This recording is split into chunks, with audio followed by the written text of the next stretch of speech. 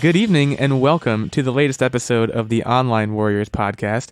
Happy New Year, first of all. If you are listening, it is at least January 1st of 2020, so a very exciting time to be here.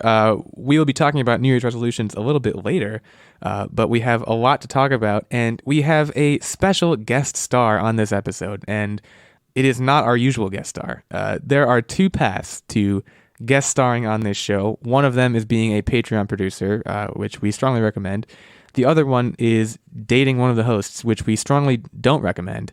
And this week we are joined by the lovely Haze. Haze, say hello to the people at home. Hello to the people. So this is really just home. to prove that Illeagle does in fact have some sort of charm. I don't know if it proves that. Well, this episode may be the proof of that or the disproof of that. It really depends on how Haze does. No pressure. So this week we have a couple of things we're going to be talking about. We're also joined by Techtic and Nerdbomber, as always. Say hello to the folks. Hello, hello. Hey, how's it going? It's going good. We have a couple of things to talk about. We're going to be talking about a couple of high-profile movies that came out around the holidays. The first being kind of horrifying, which is Cats. And, of course, we're going to be talking about Rise of Skywalker in, I guess, what can be kind of billed as a very spoilery section of the show, because at this point, everyone who's here has seen it. And a little bit of The Mandalorian, too. So beware, after Cats, there will be tons and tons of spoilers, because we have tons and tons of opinions. And we may be spoiling Cats, too. I don't know if there's even anything to be spoiled about Cats. I should say, none of us have seen Cats yet. So. Only just really bad Cats reviews. Yeah, which we'll be going through. So yeah, we can just jump right into that. So if you don't know, Cats came out, I think, a little bit before Christmas, directed by Tom Hooper. That's the Les Miserables guy. And we talked about the trailer probably back when it came out and over the summer and how horrified we were. And it turns out that was a pretty accurate representation of the movie. People are... I'm gonna read some blurbs from Rotten Tomatoes, but I guess we can start by just... I'll go around the room here. Do you guys have interest in seeing it at this point? I didn't have any interest in seeing Cats, but now I kind of want to because it sounds so bad and horrifying that now I need to kind of see what it's all about. Yeah, I'm a big fan of watching train wrecks occur real time, so who knows? Maybe this was some sort of a gimmick for them to get people to say, wow, I want to see this horrifying masterpiece. I've got to admit I'm in the same boat. I had no interest, even though I am very interested in musicals, of seeing this version of Cats, and yet after all of these very funny reviews of extremely horrified individuals, I've got to say I'm extremely interested in seeing this movie at this point. Here's what I'm really hoping for is that they released the unpatched version to the public.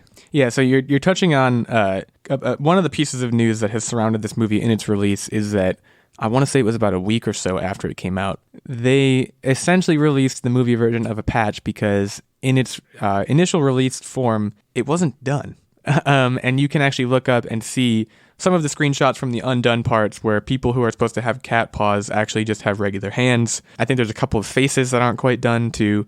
So just not a great look, first of all, putting out the movie before it's done, essentially. But the kicker is that even when it's done, it's still completely horrifying.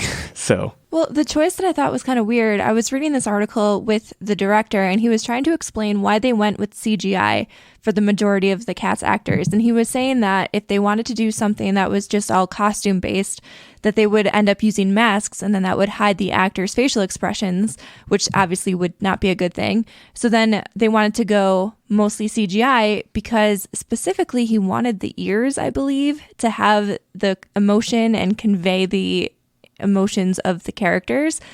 But I don't know. I think that didn't warrant having CGI. I don't know if the ears were necessary. I feel like they went too far then and it just looked creepy. So I always like to kick back to the old Jurassic Park movie where those dinosaurs looked absolutely phenomenal and there was no CGI done. It was all animatronics. And for something as simple as ear movement with emotions, that I think they could have done totally and just had their face being makeup and a little bit of fur. I hate to say it, but are we getting to a point in our cinematography where directors and that are getting lazy and just defaulting to CGI instead of, really investing a little bit more into the makeup and costume and even animatronics? And I think it's, an obvious note to make is that if you're a good actor or actress, you should be able to convey emotions without your ears moving. I don't understand why the ears are a critical piece of the movie, like why that was the thing where, okay, we have to have CGI because the ears have to move. I mean, I guess like actual cats, like probably a lot of their emotion comes from their ears. I don't know. Oddly enough, we share a cat, and that cat expresses emotion through its tails, which I would think that Illeagle would know. But okay, hold on. I don't want to make it seem like I don't know anything about cats, because I do. I just think that tails are a lot easier. I mean, I think you're probably right that most of the emotion comes through the tail, but tails, you don't have to CGI either. Tails, you can probably come up with something that will flick around whenever you want it to. You hit a little button in your pocket. I don't know. All I know is the final result is very strange for this movie. So I'm going to read a few blurbs. These are reviews straight off Rotten Tomatoes. This one was my favorite one. It's really short. Pussy galore and quite the bore. On the same note, this one says, a surreal, disturbingly sexual, and profoundly disquieting experience. I mean, I like, it's hard to read a blurb like that and think, man, I gotta see this movie. But like, there's some kind of draw now of just, you can't look away because of how bad it seems to be. You have to wonder too. So when they're putting together the final film and they're watching the final proofs and everything, wouldn't somebody take a step back and be like, guys, this is horrifying. Yeah, we need to stop here. Yeah, they had to know, like, there had to be one person sitting in that room that was like, this is terrifying. But they looked around and saw everybody else enjoying it and was like, I guess I just don't know anything. I guess this is actually really good. Which, how many times in society does that happen? I feel like lots. Probably a lot. I mean, yeah, it's probably how we get most things like this, where they're like objectively just hard to look at, but they somehow make it into the public eye to begin with. Well, the other thing too, though, is you look at all the star power in this movie, and you have people like Taylor Swift promoting this, and arguably she was probably one of the most influential singers-songwriters of the decade, just from everything that she has done in the central eye of music. And you have people of that caliber, and Judi Dench and Jason Derulo, who don't necessarily always dip their hands into movies, so they're like far enough removed where they know if something looks like obviously bad. You'd think they would be like, hey, I don't want to be attached to this horror show. Well, what I have read is, surprisingly, it seems like a lot of people who are involved in movies never actually see the final product or choose not to watch the final product. Because I know at least James Corden, he has admitted he has not seen the film. So do you think that all along they were promoting it blind just so that they can get a paycheck? Well, it's either so they can get a paycheck or so they can get some kind of awards recognition. So this movie, I guess, was just removed from like Universal was going to like really push this hard for like Oscars and like really try and get it nominated for a bunch of stuff. And now they've kind of backed off of that, realizing that it's just getting like the worst reception ever. And to read a couple more of these, the problem with this film is that it shouldn't exist in the form that it does, and no single thing would have solved that. I could have told you that from seeing the trailer. Here's another good one. You thought we stopped at cat-human hybrids? Oh no, nightmares. A nightmare that does not end for 2 hours.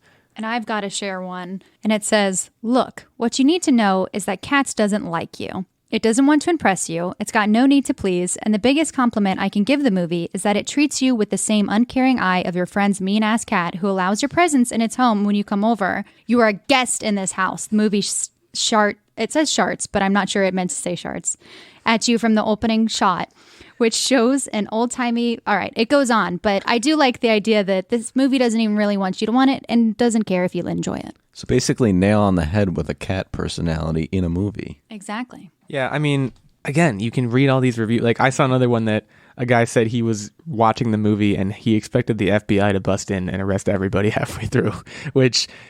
seeing the trailer, like, you have, like, I guess Taylor Swift is supposed to be, like, a sexy cat, and I guess, like... They're all like certain cats. Like James Corden is like the funny cat, and Ian McKellen's like the British cat. Taylor Swift's the sexy cat. Jason Derulo's the bad boy cat. So like, there's all these like cat caricatures that are supposed. I've never seen the show, and I guess the show is probably pretty good. But if you're gonna make a movie about it, maybe nix the creepy CGI. That would have been the first place to start. So I don't know. I mean, I'm not sure if we'll see this movie nominated for anything, but time will tell. I do know Jason Derulo was very upset that he believed that they had photoshopped or taken out his bulge in the film. And he wanted it in there. And honestly, I think that's fair because they definitely enhance the women cat's bus. Yeah, if you can have creepy cat boobs, why can't you have male cat bulges? I mean, imagine being Jason Derulo, though, and because presumably he saw the final cut. and that was his first complaint was there's not enough of my bulge in this movie. Like, was he watching the rest of it? It is kind of an interesting point to think about is like, and we talked about how the actors may not have seen the final cut, is like, when you're an actor and you're in a movie, do you care about seeing it? And if you do care about seeing it, do you only just care about the parts that you're in? Is like, I guess I don't really know, but it seems like Jason Derulo only cares about his cat bulge. He'll just take to Twitter and correct that issue with some selfies, I'm sure. Well, I mean, he already had that scandalous photo that he posted on Instagram with a very, very apparent bulge. So maybe that's why he's upset, because like it's out there in the world. So maybe he just wanted it immortalized in film. So Haze is nodding, and I'm confused. Techtic, have you seen this photo? I think I do, and I think the general public wasn't that impressed, if I remember it. Shout out to, Haze is nodding emphatically. No. Oh. No. Both Nerdbomber and I are looking at each other like, if you weren't impressed with that, wow. Shout out to Jason Derulo. We hope you're listening. We might see Cats, and we'll let you know about the bulge status when we do see it. But yeah, I mean, Cats is still out. It should still be out for a while. I don't know if it will be nominated for any Oscars. I think if they had gone the costume and makeup route, they might have gotten costume and makeup nominations. But now that I don't think the CGI is going to get them any visual effects nominations. So at this point, I guess they're in it for like best song. I don't know. I've never seen the original musical. You guys haven't either, I don't think. Yeah, I definitely haven't seen the original musical. I've heard, I mean, it's an Andrew Lloyd Webber, right? So he usually has some pretty decent music pieces. So maybe they'll get a best song nomination or something out of it. But if they're pulling back all of their push for this movie to get any Oscar nomination, I feel like this one might just quietly go out into the night.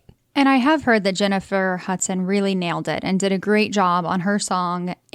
But if anything, it made the movie even more strange because she was on a different field than everyone else. Yeah, I mean, we'll check back. I have a feeling Haze and I are going to see this movie. I don't know when it is. Yes. It might be a Redbox thing. It might be an in-theaters thing. I'm not sure how long for this world this movie is, like how long it will even be in theaters. But I did get a gift card for the movies over the holidays, so maybe this is one that I will waste some of that gift card money on. It's hard to want to go see a movie that has such bad reviews, but at the same time, you want to know how bad it is, right? I mean, like I said, if you go in it and you're expecting to laugh at this movie, if you see it from the perspective that it's a comedy, then maybe it is a really good movie. Yeah, I mean, that's certainly possible. I think, it is kind of tough to figure out where it is on that spectrum, right? Because the trailer suggests to me that it wouldn't be unsettling in a way that was funny. It would be unsettling in a way that was unsettling. So I guess we'll see at some point. Cats is out now. I guess we're going to go see it, even though it's terrible reviews. You decide for yourself.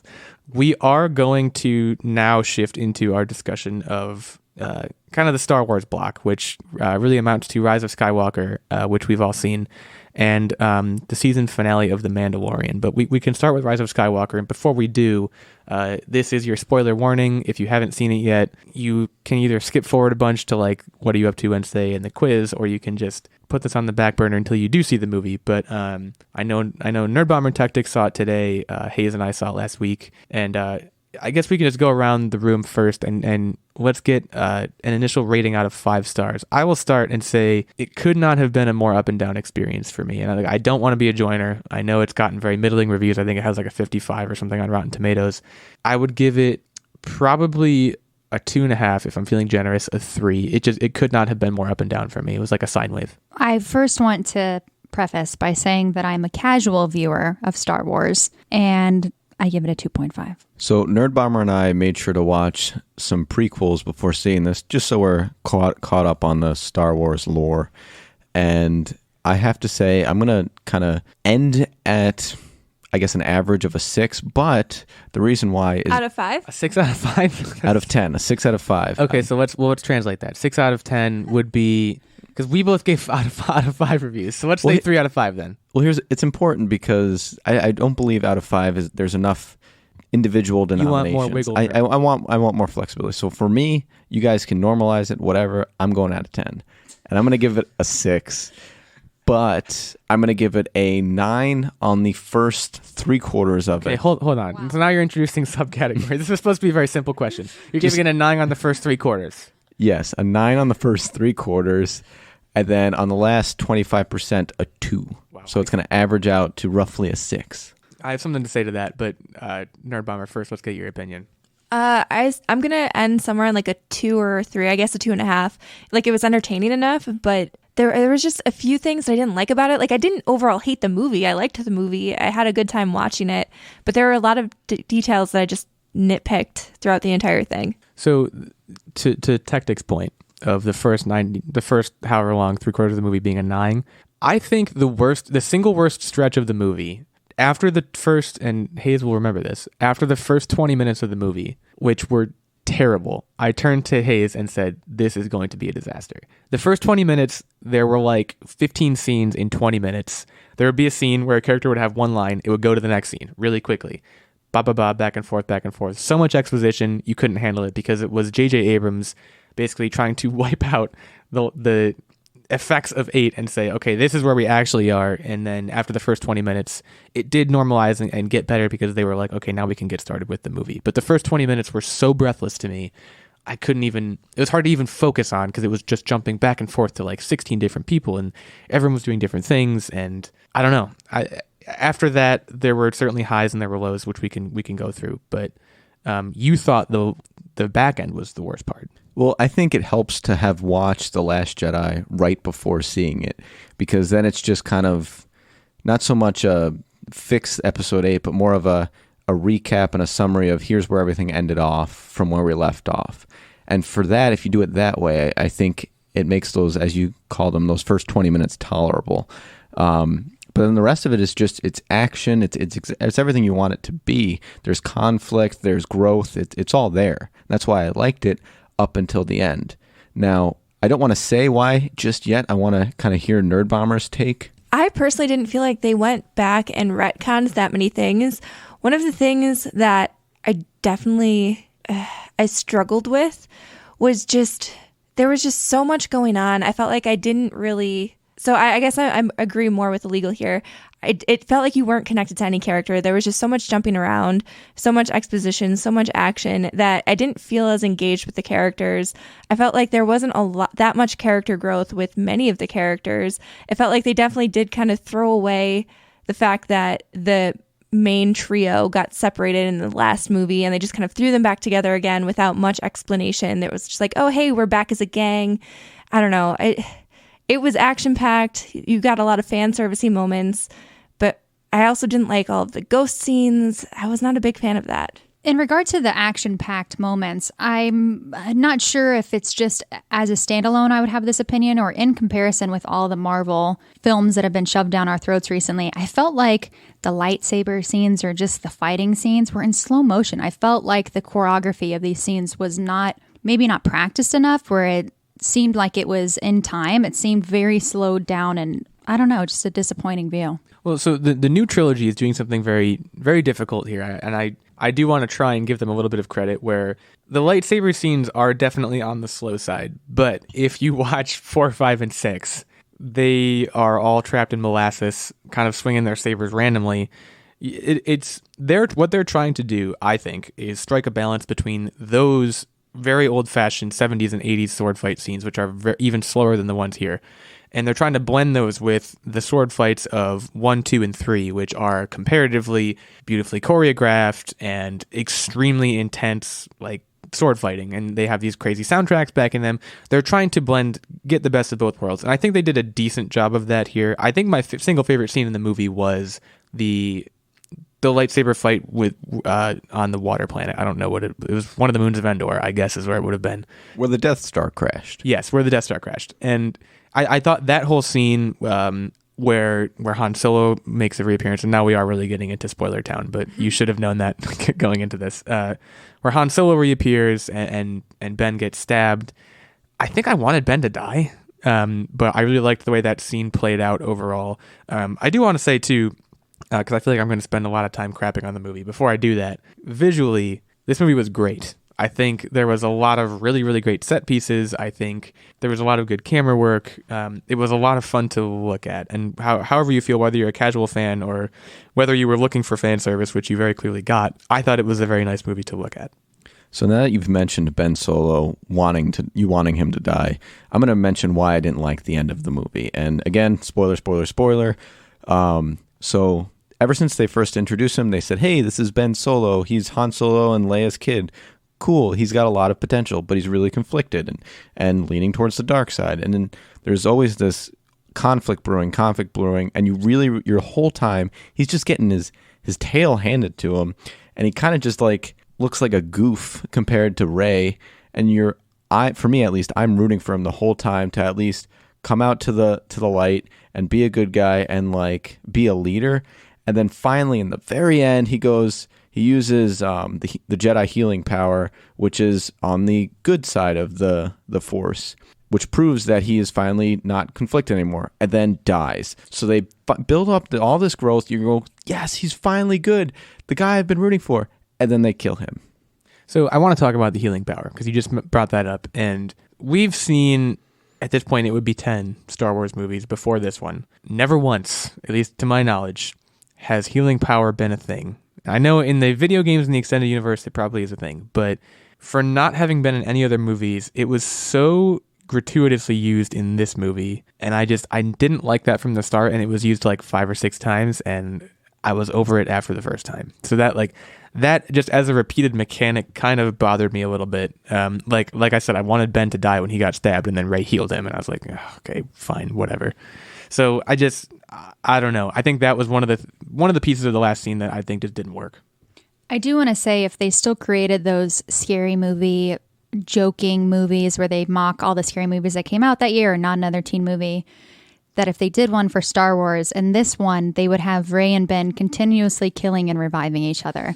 And I did turn to Illeagle and say that during the scene, because I was thinking maybe Rey, they were just going to go back and forth on that.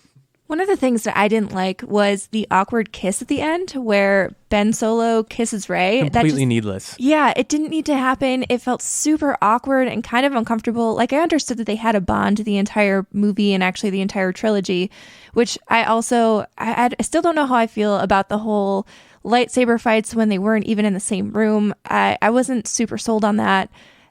I'm a more casual Star Wars viewer also. Is that something that happened in the other movies? Because I don't remember. I feel like that's new. No. So the whole thing here is, and that was actually kind of an artifact of 8. So 8, they have these things where Rey and Kylo Ren are kind of like talking to each other when they're not in the same room. And they because of their supposed bond, they create like this Force dyad kind of thing where their connections are really close, and they can apparently be fighting in different rooms. And then towards the end, you see them actually pass a lightsaber through, I don't know, some kind of vortex. And like, so yeah, they have this connection that, again, that's another element that until these last 2 movies has never really been a thing. I think in what happened in 8 is they were like, let's establish a romantic bond between these 2 characters, and like, let's like make Kylo Ren hot is like, I think what someone decided at some point. So like you have scenes where like Kylo Ren and Rey inadvertently create this link, and they're looking at each other, and if Kylo Ren's like shirt is off and he's like sweaty and wearing those super high pants, and you're like, okay, I guess. So the kiss was supposed to be the payoff of that. I think the kiss was just another version of fan service. There was so much fan service in this film that you were servicing so many different types of fans that the film almost didn't make sense, because you're trying to please everyone who's viewing it. Yeah, because then after they kiss, then Rey goes off and she buries the lightsabers and then sees the ghost of Leia and Luke Skywalker, and then takes the Skywalker name, which obviously is a giant spoiler if you haven't seen the movie. But you're basically then, at that point, you've kissed your brother, cousin. Like, it's just so bizarre to me. Well, but she's not. So another spoiler, she's not a Skywalker. She's actually a Palpatine. So there's really no relation. Right. Well, it's like he kissed his adopted sister. Yeah, you're right. That's a much more apt description of what happened. Either way, it's like, it's a messy thing that they didn't really have to do. Like, as far as filling in the background of Rey's heritage, which was like obviously one of the biggest questions coming into this movie, I think they did a decent job of that. You still don't really know who her parents were. You know that they were Palpatines, but it's not really discussed too much, like why they were trying to hide her. Like, they were Palpatine's kids, but I guess they were good guys. There's a lot of gray area there that maybe will be explored in future movies. I have no idea, but it was a lot. If there's one way I could summarize this movie, I would say it was a lot of movie. And I also don't know if I agree with the fact that she needed to be related to Palpatine. I know we have different views on this one, but for me, I know in 8, when it was established that her parents were nobody, first of all, I kind of thought that wasn't, everyone was up in arms on that, but I kind of thought that wasn't going to stick, because, I mean, we know that Snoke was altering the link between Kylo Ren and Rey and basically providing visions and whatnot. So you knew that necessarily wasn't the case. But at the same time, it almost would have been more impactful because the whole movie was basically trying to show that all you need is hope and anyone can be a hero as long as you have the hope and you like feel the light in the Force. So in my opinion, I feel like I didn't need Rey to be related to anybody. I think it would have been nice for me if she was literally just somebody who managed to feel the Force that is supposedly in everybody and channeled it for good. It would have been playing against type to the rest of the movies because all Star Wars has ever been is someone is someone's father and blah, blah, blah. I think it would have been refreshing. I can understand why you'd feel that way. I think the reason they needed to relate her to somebody is because of just how much raw power she seemed to have is why they probably came back to, okay, her father has to be somebody. It might as well be Palpatine. With that said, I don't know. Maybe that was a discussion that took place somewhere. I don't know how much of the plot of this movie was directors fighting over each other or like how much of it was, this was kind of the plan the entire time. It's impossible to say. We may never know. Speaking of Snoke, by the way, did you guys happen to catch that when they cloned there was pieces of, like, it looked like multiple versions of him in vats when Kylo Ren walked into that lair. Yeah, so again, that's kind of one of the scenes in the very beginning of the movie that like you see it for a split second and you might miss it. But I think one thing this movie did fairly well is they really set up the Sith to be like this ultra menacing thing, and they're very all powerful. They've been controlling things from the start, and like Palpatine can never die because the Sith can quote unquote never die, and it's this whole you have this weird evil temple planet that no one can find. Like it's a little bit goofy and a little bit campy, but it was. I don't know. It made for a cool occasion for a final showdown, and I kind of liked it. I don't know who all those people in the hoods were. We probably will never know. They're all dead now. Those were all past Sith Lords that he was making appear, I believe. That's as good an explanation as any. It's only vaguely explained, if at all. I think, I don't know. I'm trying to figure out a way to summarize my experience with the movie. As a fan, I love being serviced. And I felt that I was for many, many parts of it. My single favorite moment in the movie was when Luke lifted the X-Wing out of the water on wherever the planet he was strapped on is. I thought that was just a super cool moment. They used the same soundtrack from The Empire Strikes Back when Yoda does it. It was just a very cool moment, kind of a full circle moment. My least favorite moment was probably the Chewie death switcheroo because it was like there was 5 minutes worth of time where you thought he was dead, and it was not nearly enough time for it to be impactful. And they were like, let's undo it. He's alive now. I didn't like that at all. And they even explained it away with, oh, he must have been on another transport. Exactly. There was one transport in the desert. One. Where was this other one? Yeah, right up there with the Princess Leia space whooshing moment from The Last Jedi, which I absolutely hate. And I think they tried to explain that a little bit better in this movie by saying that she was a full Jedi, when in fact that's really never been the case. She's always been this like force sensitive person who never had her training, but they kind of retconned that in this movie to show that like Luke trained her and she was a full Jedi and apparently was a master who could train Rey, and et cetera, et cetera. By the way, amazing what they did with Leia. Carrie Fisher's obviously passed away, but they had her in the movie and it like was pretty well done. Yeah, I was just going to say, I think what they did and how they CGI'd her character, I thought that was very tactful. I thought it was very respectful of the actor. And overall, I couldn't have been happier with how they did that. I feel like they only involved her in as much as they needed to in the movie. Like they didn't have it overly Leia heavy, which would have required a lot of CGI work. So I feel like the moments that they had her involved in the movie were very impactful but small, and they did it in a very respectful way. The other thing was it almost seemed like they were actually saying goodbye when she passed in the movie, which I thought was really, really well done. Sorry. We're over here looking up. Haze wanted to know who her favorite character was. And she couldn't spell it. She kept trying to spell Babu Frick in Google, and Babu Frick is the best character in this movie. I was just going to say that my favorite part of the movie was Babu Frick, and my least favorite part was any time that Babu Frick was not on the screen. I mean, cutest character without a doubt. Blows the porgs out of the water. I mean, I don't know, like that he was part of like this whole kind of weird subplot where like C-3PO couldn't speak the Sith language, and then like his memory got wiped. There was just so much that happened in this movie. Like as we talk more and more about this, we're talking about so many different things. People who are listening who haven't seen it, which I'm not sure why you would do that, but they might think that we're making a lot of this up because it sounds like we might be. Babu Frick was actually C-3PO's longest known friend. Yeah, right. Because C-3PO's memory was wiped and then he came back and R2-D2 like re-upped his memory, right? Like later in the movie. So I don't know. I mean, I thought that was just like kind of an opportunity for weird C-3PO comedy. A lot of the comedy in this movie was C-3PO driven. So if you like that, you love this. I was also a little bit confused. I feel like there were a lot of characters who were introduced in this movie and then never got used. And for one, so Rose was introduced actually in The Last Jedi. And I almost felt bad for her because at one point she goes in to like say goodbye to Finn and he just like pats her on the shoulder. And they were supposed to have this such impactful moment at the end of The Last Jedi. And then it's just like, oh, okay, buddy, you've been friend zoned. Well, she even kissed him and he goes, yep. Yeah, that was definitely a J.J. Abrams, like, I'm undoing this moment. Was like, he was like, it was almost like he was like, well, Rose has to be in this now, but like, I never wanted the character of Rose to exist, so I'm like going to feature her barely at all, as little as I can, essentially. And then there was that little droid who was like a cone almost. What was his point?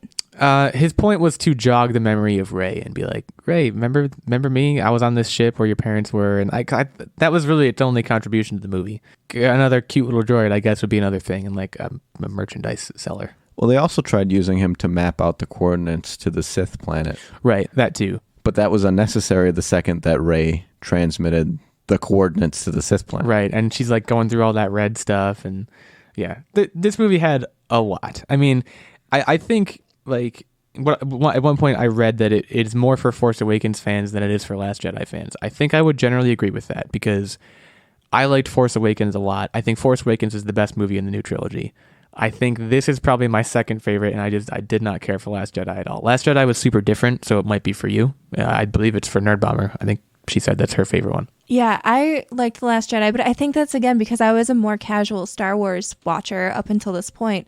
And watching The Last Jedi, we literally watched it last night again to make sure that we were up to date before we went to see the movie today. And for whatever reason, I don't know if it was just because you got more individual time with characters and there was a lot more character growth than necessarily action in The Last Jedi, I would say. I think that was one of the first moments, like I've always liked Star Wars, but I actually was like, oh wow, I can understand what the hype is about for everybody. Like I get it. These characters are really someone that I can like relate to, kind of. Not really, I'm not a Jedi, obviously, but like you could just follow their adventure a little bit better. I don't know. I mean, I think my favorite character in the new trilogy is Kylo Ren / Ben Solo. Like I think he was the only one. I guess they kind of tried to develop Rey. I think Finn was the most nothing character ever. I have never felt a single connection to Finn throughout the entire thing. He's mostly just chasing Rey around, yelling her name. That's pretty much his contribution to the movies. I thought Poe was okay. I thought Kylo Ren was great. I thought Rey was great. I wish we would have seen more of the Knights of Ren. And they showed up here again, but by the time they showed up, they could only really do so much. I don't know. Like, yeah, as I talk more about this, 2.5 stars is still exactly where I'm sitting. I was trying to figure this out. Were the Knights of Ren the students that he took with him when he left Skywalker? I believe so. They don't use lightsabers though. I mean, that's what I was trying to figure out. They're just like his cronies, I guess. They're menacing. They're perfectly menacing. They all look like Kylo Ren to an extent, and like they look like bad guys, and like they're a very classic bad guy team. But you know, their biggest moment was when they get beat very badly in the last like 15 minutes by Ben Solo, and then he goes to find Rey. I wish they had been involved more than they were, but at least they were involved to an extent. Before we move on, I do want to talk about one moment. Again, there's another moment in this movie that I'm forgetting that was like, I think one of the worst moments in the movie was the Omnispy moment when General Hux reveals himself to be the spy in like the corniest way possible. General Hux is another character that I think could have been a lot better than he was. Loved the way he died, though. I will say that much. Great death. I just thought the spy scene was extremely, extremely goofy. Yeah, I mean, I don't have much. Do you guys have any other closing thoughts about Rise of Skywalker? Like I said, the main thing that I wanted to see, as I just mentioned before, was what happened to those other students that Kylo Ren took with him. And were they? I want more. I have more questions than I do answers. This was supposed to give me answers to That's everything. J.J. Abrams for you. And now. I'm just going, what happened to? Because they said it's the Last Jedi, that it's just Rey now, but there were other students. Did they all just kaput? We don't know. I mean, yeah, if you've ever watched Lost, you know that J.J. Abrams isn't really one for giving a whole lot of answers to his questions. He usually poses 2 questions for every answer that he gives. And I think that's another reason why I think I like The Last Jedi is because they at least attempted to give some answers. I know they weren't the answers that a lot of people wanted, but they at least, like, we got some origin story in that movie, whereas I feel like this one was just more questions. And, like, Palpatine reappears, but you don't really know how or why. I mean, besides just dark force magic stuff. Yeah, and that's totally fair. One more thing I want to say, I just realized, is that if you want to know what me and Haze's dog looks like, just look up a picture of Babu Frick. That's basically what he looks like. Just an old little man. He's not that old, I guess, but an old little man who says, I am Babu Frick. We're changing our dog's name to Babu Frick. It's not Babu Frick. Yeah, Rise of Skywalker. It's out right now. Go see it. If you want to be part of like the cultural zeitgeist, and like it's a huge cultural touchstone. Supposedly the end of an era. I still don't believe that, but go check it out. And we're going to take a short break now to hear from some of our friends, and then we'll come back to talk about The Mandalorian. Hello, everyone. This is CM Alexander from Dairy Public Radio. Tune in wherever you listen to podcasts and join Josh, Ben, and I as we dissect the works of Stephen King in a book club style format. Whether your experience with King is comfortably familiar or frighteningly fanatic, Dairy Public Radio is here to keep you up to date with all that's happening in Derry, Maine, and beyond. Okay, we're back. Before we proceed with the discussion of the Mandalorian season finale, I would be remiss if I did not shout out our wonderful Patreon producer, Mr. Ben Checkness. As most of you who are listening probably know, Ben has been supporting us for a number of months now, and we super appreciate that. He supports us at our highest tier of support, which is the night level tier, which gives him access to the monthly secret segment and vlog, and also gives him producer input into our game segment every week, and a shout out like the one you're getting now, and also the occasional guest spot. That's our top level of support. Our second level is the Squire level, which gets you access to the monthly secret segment and vlog. And then we also have a page level, which gets you access to the monthly secret segment. So if you would like to support us and what we do, we would really appreciate that. We can use all the support we can get. You can head on over to patreon.com/online warriors podcast for more of the deets. Thanks again to Ben. Let's talk about Baby Yoda, because at this point, we shouldn't even say let's talk about The Mandalorian. We should probably just say let's talk about Baby Yoda. The Adventures of Baby Yoda. They should change the title, especially now, and again, Spoiler City is coming in your direction. The way this season of the show ends, it's slowly turning into just Baby Yoda and nothing else. I mean, at one point, I thought they were going to kill The Mandalorian, and they were just going to have it be the Baby Yoda show. Like, it's... Because at one point, the Mandalorian almost dies. There's, again, a lot to unpack here. You see the Mandalorian without his helmet. You learn his true name. You, I guess, learn more about Moff Gideon, although not really that much. He just turns into, like, the main bad guy of the show that I'm sure we'll see many more times. Let's start at the start, though, and talk about these guys punching Baby Yoda. I mean, what the hell? So I, first and foremost, have been loving all of the moments with stormtroopers in this show. It's been... I mean, when they're sitting there, before even the punching starts, they're sitting there shooting at a can that's like 5 feet away from them and not hitting and missing every time. So it's a wink towards their lack of accuracy. The commentary is absolutely hilarious. The punching I could have gone without, but I mean, I was really hoping for Baby Yoda to just come out after getting punched in the sack a couple times and just opening up a can of whoop-ass. To be fair, they weren't punching him in that sack. They were punching him. He was literally like in a physical sack. Yeah, I mean, I definitely loved the shooting the breeze. I thought that was like shooting the can was a good joke, but also just them like we've never seen stormtroopers are in every Star Wars thing ever, and we've never seen them just sitting there shooting the breeze and being like, so like what do we even have here? What are we even holding? And they're like, oh, maybe Moff Gideon's lunch. Like they have no idea what they have, and they're just there with it. So.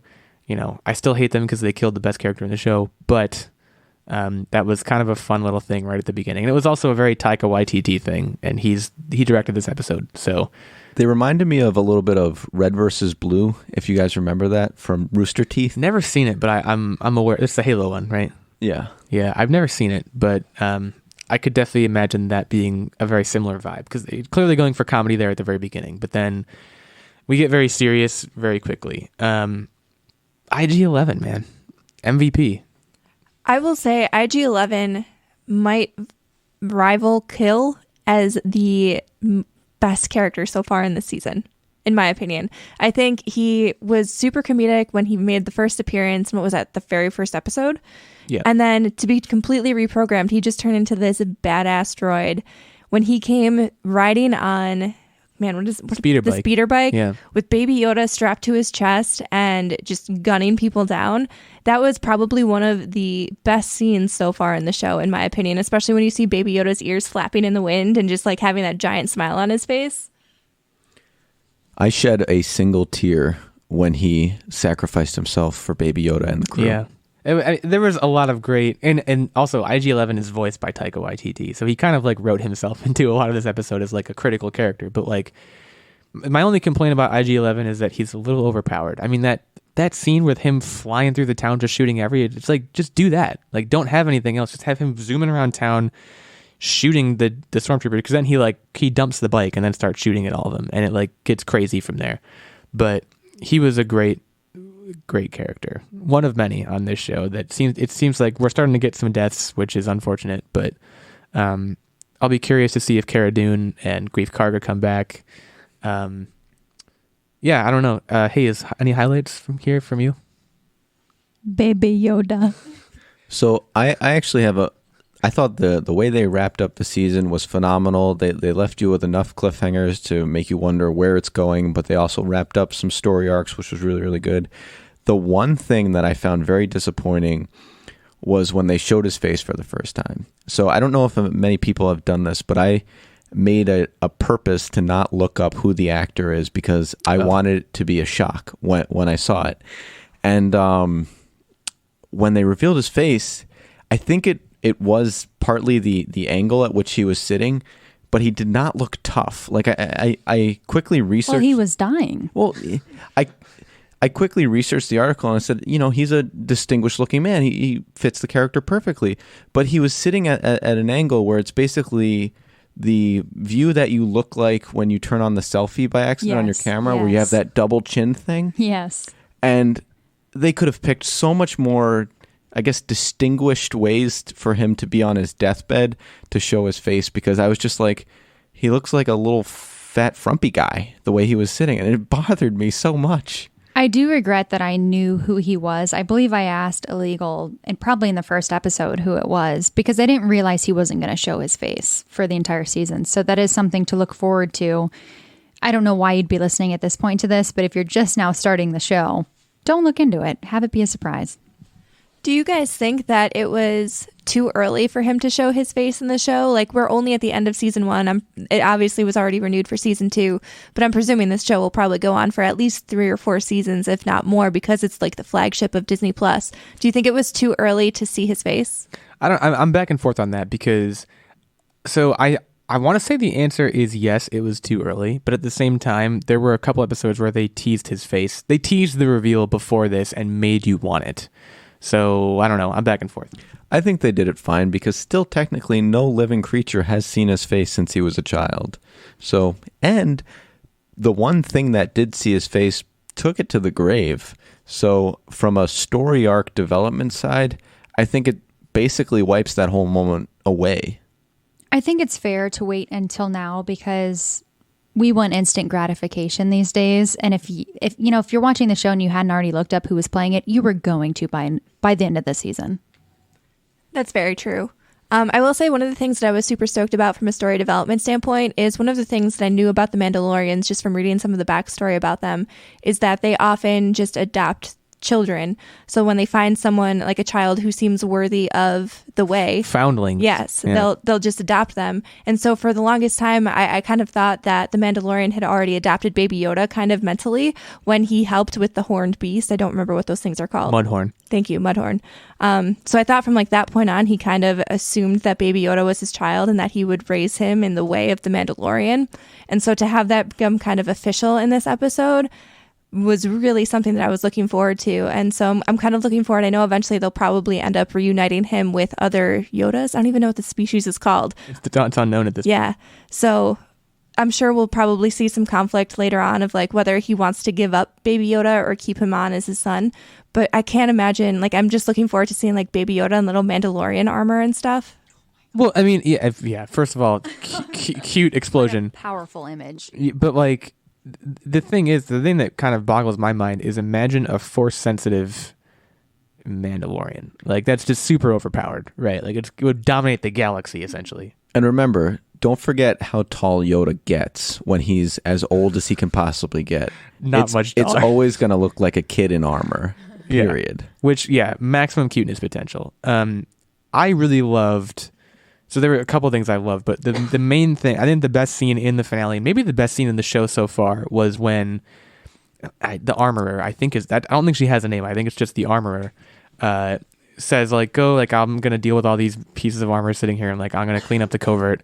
And so everyone leaves, and then the stormtroopers come in, and she just goes completely ham sandwich and like kills all of them. Because I didn't want her to die. She's a super cool character. I very much hope we see her again. I thought that was the best scene because it was a super cool combat. She was smashing helmets and like doing all kinds of stuff. I agree that they gave her time to shine, and I'm glad they did that. That was being awesome, because up until that point, all you saw her as, we have a woman Mandalorian, and she's only good for making armor. Right. That's what it appeared like. So it seemed like they almost had a sexist society where the women Mandalorian, they make the armor and the men do the fighting. This was the first time that you saw one actually kick butt and not just fight, like dominate. And thank you very much, Disney Plus, I guess the Disney Plus gods, for making that happen and showing that there is a strong female character in the Mandalorian culture. One of the other big payoffs we got was, I think they called it the Rising Phoenix. He finally gets a jetpack. Which him flying up and like grabbing onto the TIE fighter, I thought was a little bit on the campy side, but just the fact that he has a jetpack now is going to open up a lot of possibilities for the show in general. So I think what we're going to see next season is a clean slate where Cara Dune probably won't come back. Greef Karga, it doesn't seem like will come back. He might come back in a limited role, but it's going to settle back more into that kind of Firefly-ish routine where Mandalorian goes to a planet. He searches for Yoda's species, Baby Yoda species. He doesn't find it. He goes to another one. He maybe does some bounty stuff along the way. It's setting it up to be a very well serialized show, which I love. So two things. First, you said that the grappling hook was very campy. I think that it needed to happen that way simply because when the jetpack was given to him, they said that you won't be able to fly it well until the jetpack knows you, which means he had to use alternative ways to fly it accurately, like the grappling hook, because he didn't really have good control of it. He couldn't chase the ship. That's a good point. So I like the way they did it. It showed that there's still work with him to learning that new piece of equipment, that it wasn't just, oh, he's got it, now he's an expert. So I thought that was done really, really well. And then the second thing that I want to comment on is what you called the Firefly. I like to call it a side questy type show. And I think what they're going to do in season 2 is basically what they did with season 1, where the first 3 episodes were amazing. There was a good plot to it. Then the next couple of episodes were, quote, side quest that you sat there going, well, what does this have to do with anything? And then in the end, it all comes together, right? Yep. And then they had a kick-ass team that each team member was from an individual side quest. Yeah, the side quests are, the mechanic for building the team is really what they're for. And I think, it worked very well, I thought. So if it ain't broke, don't fix it. I think you're right that that's what they're going to do. I think it's not changing the way they did it in the original season. I think it's just going to be rinse and repeat and keep going.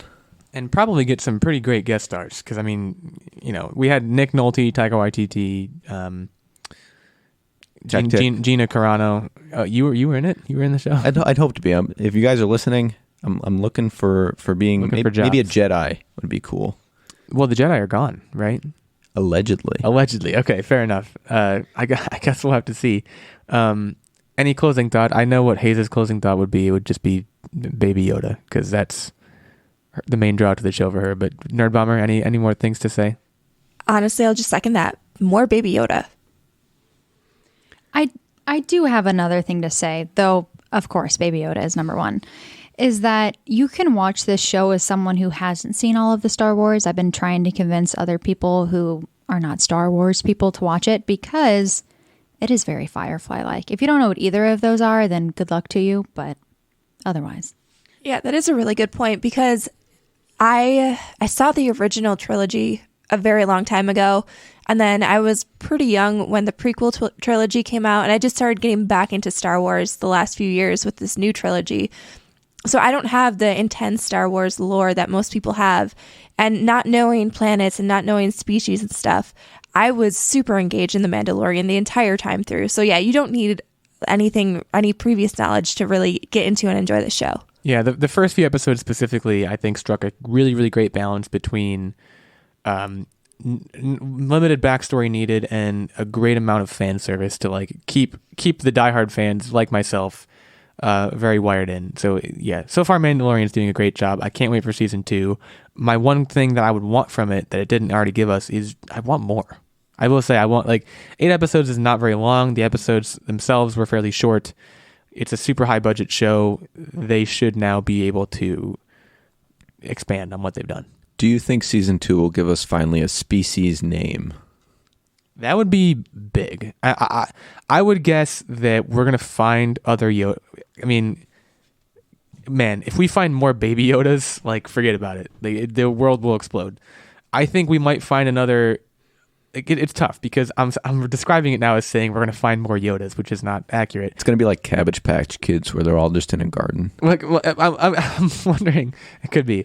I'm wondering. I think we might find the colony of these things, and Mando might ask one of them, "What are you guys called?" And he'll be like, "We have no name," or something weird to kind of just punt on the whole thing. No names we have. Yes. Consider this. Yes, Yoda and this, what we call Baby Yoda, are green. What if they come in all different colors? Sign me up for a yellow Baby Yoda, please. Oh, I'd go... Well, blue is already taken by Smurfs. I would... Purple. I think purple. Ooh. Like Mace Windu's lightsaber. Yeah, it should be like lightsabers. They all come in different colors. Or they're comparable to the Hulk, where the main one is green, but then there's these offshoots like Red Hulk and... Right. We should move on, but last question for all of you. What do you think the chances are that Baby Yoda is actually what if Yoda what if it's actually Yoda's son? Because it's possible, right? If you think Baby Yoda's actually related to Yoda? Well, cloning's been ruled out, so it's either he's related or it's just part of the species, and I don't think it's related simply because the Jedi doesn't really work with the timeline and mingling. So I like to think that it's a little bit of life force of old Yoda got reinvigorated and it's reborn as Baby Yoda. I don't know. I just love Baby Yoda. There you have it. We don't know, and we love Baby Yoda. Okay, so now we're going to move on to what is called the What Are You Up To Wednesday section of the show, where we all talk about what we've been up to. And it's been a while for some of us, so let's kick it over to Techtic to start things off. So for Christmas, I was very excited. I got my own very copy of Luigi's Mansion 3, and it is fantastic. And let me paint a picture for you. It is a family-friendly game, and I don't have a family, and it is friendly for me. Excuse you have a family. You have a dog. Okay, fine. I have a fur baby, and that's about it, and I am loving it. The first, I don't know, probably half hour of the game is 100% solo because you have to keep going until you get the goo gun. But once you get the goo gun, you could start playing with friends. And Nerdbomber and I have been playing through all of the puzzles and absolutely loving the game. There's some comedy pieces in there. There's you have to find different boos. You have to find different gems. So it helps to not just do the story, to do kind of everything and just complete the game. And it's fantastic. It's just this, I hate to say mind-numbing, but it really is. It's just, you kind of throw yourself into the story and forget about life and being productive and all that other good stuff and just have a good time. Yeah, I will agree. I'll concur. It was a super fun game. I think we're about halfway through it, because you basically go through and you're staying in a hotel and you have to get all the elevator buttons and you work your way up the elevator floors. So right now we're on elevator level 7 and I think it goes up to like 14 or 15. So we're like halfway through. But it has been just a really fun game, and it's my first Mario game in a very long time. I've never really been a big Mario fan, and so I wasn't sure that I would like this game, but it's been super fun. Me personally, other than playing Luigi's Mansion 3 with you, I have been watching a lot. So 2 major things that I want to touch on that I've watched is, one is The Marriage Story. So this one has Adam Driver and Scarlett Johansson. And I think it was nominated for an Oscar or something. It's been right? nominated for a bunch of Golden. I think it might be leading the nominations in Golden Globes. Right, and it's streaming right now on Netflix. I think it was a Netflix original. And honestly, it's basically watching the dissolution of a marriage. And it doesn't appeal to me. It doesn't sound like it should be something entertaining to watch, but the acting is just so well done. I mean, we know Adam Driver is now capable of doing anything on the emotional scale, whether he's dark and brooding in Star Wars, or from Girls, he was able to touch on more comedy and dark acting. And The Marriage Story is just a really compelling story. It's not uplifting in any capacity. It's really emotionally draining, actually, to watch this movie, but I would definitely recommend it. It's a tour de force, I think. Watching both Scarlett Johansson and Adam Driver just act their asses off. It's just a really good movie. And the other thing that we've been watching is Modern Love, and that's an Amazon Prime original, actually. And it's kind of like The Mandalorian in that it's directed by different people, and each episode is kind of a standalone story. It's based off I think it's a New York Times column called Modern Love, and they're just self-insulated stories of different types of love. And one of the first episodes that we watched, that was really actually what drew me into the rest of the series, was actually about the relationship and the love. And it's not traditional like romantic love, but the love between this single mother and her doorman in her apartment building, who basically watches her mature and then grow up and raise her daughter, and how the two of them just have formed this remarkable love and bond because she didn't have anybody in the city to look after her. So her doorman kind of steps in as like a father figure for her. And all of the episodes just kind of look at a different type of love between two people. And it's not necessarily traditional love that most people would think about. But overall, it's just like quick 30-minute snippets of stories that you kind of walk away with this like nice little feel-good ending. I don't know. It's really, I think, a good series. A lot of well-known actors are in it. I think Tina Fey is in an episode. Oh, there's a bunch of people in it. It's very star-studded. I would definitely recommend it. I've also been watching a lot of things, and all of them revolve around baking, which I do not do. I have watched the Holiday Baking Show, which is an American show. I've watched the Great British Bake Off Holiday. I've watched Nailed It. I've watched Sugar Rush Holiday. Yes, these are all shows based on the same thing. They are competitive baking shows where they bake holiday foods.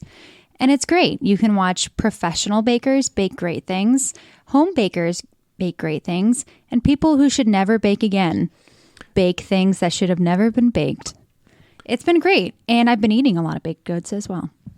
Yeah, these shows are... So I've been watching a lot of these shows with Haze, and it's amazing as a non-baker to like be watching one of these shows and someone being like, I'm gonna add this thing to this thing, and I turn to Haze and I'm like, I literally don't even know what that is. Like, it happens so often. Even on the ones that aren't like the most professional ones, there are ingredients that I've literally never heard of that could be in a lot of things that I just don't know about. But yeah, those baking shows are great. We've been going on Chopped Champions for a while, which I think I've mentioned on at least one past episode. Maybe one day we'll actually learn how to do it ourselves, but for now the jury's out. So you watch it, don't cook anything from it, and just sit there hungry?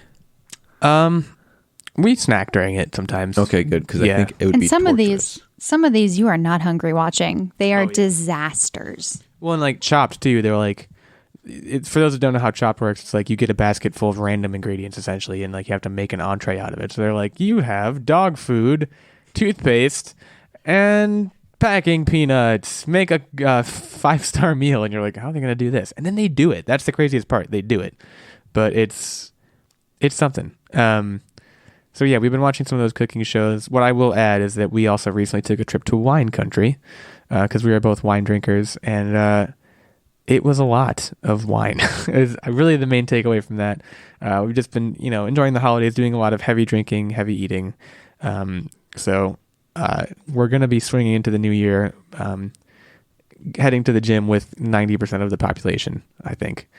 And we're swinging into the new year with a new season of the Fantasy Movie League, which we have to summarize what happened at the end of the last season. So, first of all, I will say, as I just mentioned, a new season of Fantasy Movie League is starting. For those that don't know, this is where we essentially pick a box office, pick movies for our Cineplex every week, given a budget, and whichever movies gross the most, your Cineplex wins, basically.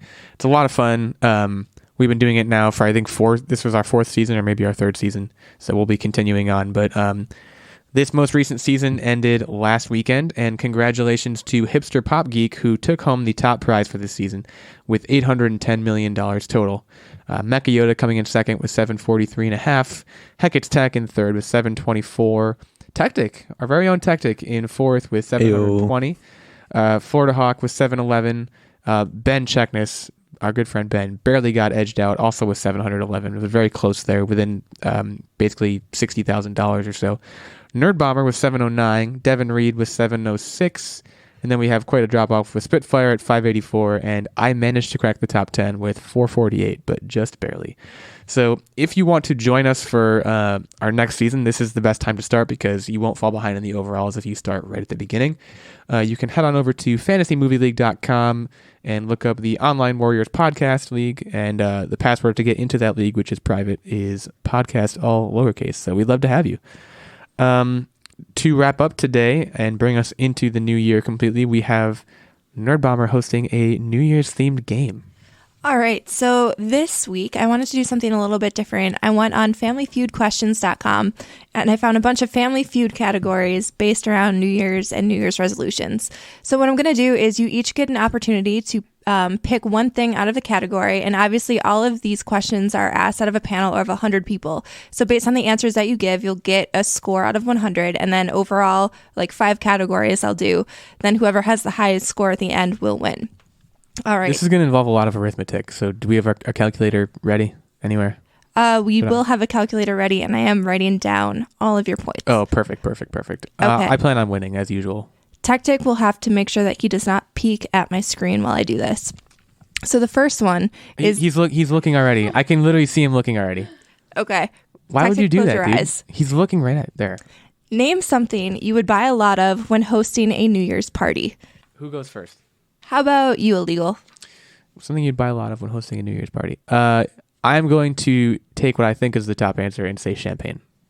All right. So drinks is really the overarching category here. So I'll give that to you. And it's 54 points.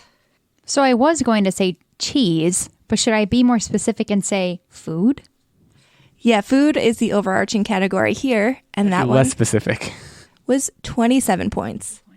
Well, I guess if you guys took the most obvious things, which seems unfair that I'm going third, I'm going to say those party hats, like those, the glasses with the... Dude, you should have said the poppers. 2001. It's definitely the poppers. The dated glasses is more important. Okay, so that is actually not one of the 5 answers for this category. So Techtic gets 0 points. But are the poppers there? Noisemakers are on this list with 3 points, but drinks was the number 1 answer and food was the second highest answer. So right now, Illeagle is currently winning, and what we'll do then is we'll move down, so then Haze will start next, and then Techtic will start the next category. Wait, so what are the other 2 ones? The other 2 were decorations and utensils. Those 2001 glasses are totally decorations. I feel like... Face decorations? Yeah, I feel like that's more like a article of clothing almost. I don't know. We'll think about it. You'll get them next time, Techtic. Okay, so the next one is name a culture or religion that celebrates a different New Year than the West. Chinese. Okay, that is the number one answer yeah. for 54 points. Again, taking the obvious ones. That's great. Is that not the game?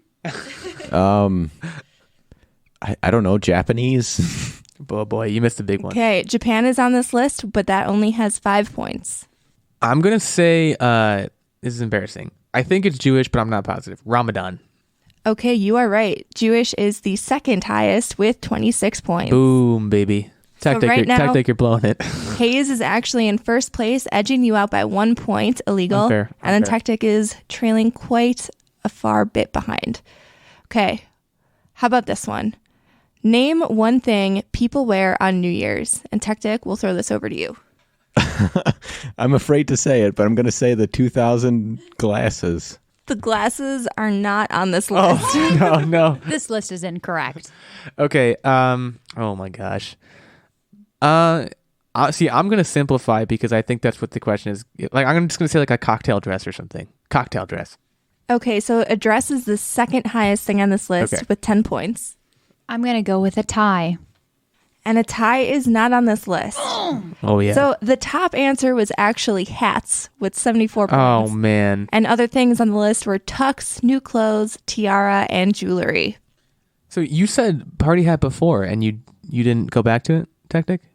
I figured it was all part of the ensemble. I was considering beads, but then I was like, that's like a New Orleans kind of thing. Yeah, it's more Mardi Gras. So okay, so I'm quite a ways ahead now, right? Like 9 points or so. Yes, you have 9 points. All right, so we'll go to the next one. Name a popular New Year's resolution. Do I start again, or I'm gonna let Tactic start again because he's complaining. You a get lot. the most easy ones. Okay. And, let's give it to Illeagle. Why I'm gonna don't you say start? lose weight? I'm taking this. This is Okay, you unfair. go ahead. All right, so lose weight is the top one with 51 points. So we'll actually swing it back the next way, and Haze will go up next. Go for it. Does working out, is that under lose weight? Do I need a different one? That is actually on the list as exercise with 9 points. This is garbage. Okay, I think I know. I'm gonna say read more, just like reading. So that is not on here. Oh, good garbage game. The second one is quit smoking with 20 points. That's just a resolution for all the time. That's just like be a healthy person. Is that not losing weight and exercising as well? She brings up a good point. You only have to do that once a year.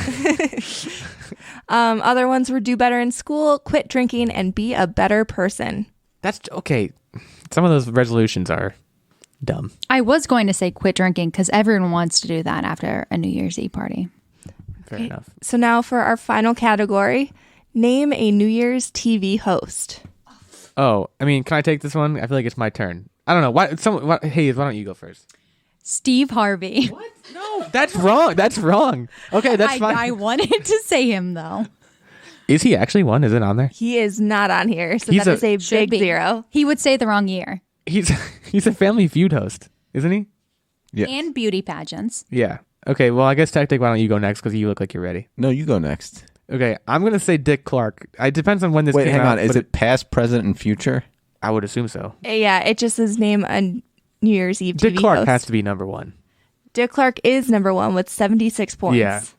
Well, I guess Ryan Seacrest then. Can I come back in? He is on this list for 4 points. As a guest, can I have a second chance? Yeah, you can have a second chance. Kathy Griffin. Also not on this list. What? Who?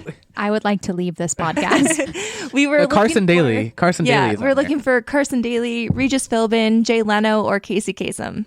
Kathy Griffin? She- Kathy Griffin and Andy Cohen? No, the political guy. Oh, Anderson Cooper. Yeah, they have done many a New Year's Eve. Apparently not memorably. Guess not. So that leaves us with one winner who is Illeagle Oh, and heck will yeah. be your host next week. He actually blew everyone out of the water. It's about time. Can we all agree whenever he started it, it was literally the easiest, most obvious answer. Look, I don't care. I won. Agreed that it was a given to him. I'll take it. I will. I will absolutely take it. Whether it was given to me or not, I'm the winner. So next week you will have a quiz from me, which hopefully will go better than my fonts quiz because that was terrible. In any case, we thank you all for joining us once again. We thank Haze for joining us in the guest spot. Hopefully she enjoyed herself. And we again wish you all a happy new year, and we'll talk at you next week. Bye. Goodbye.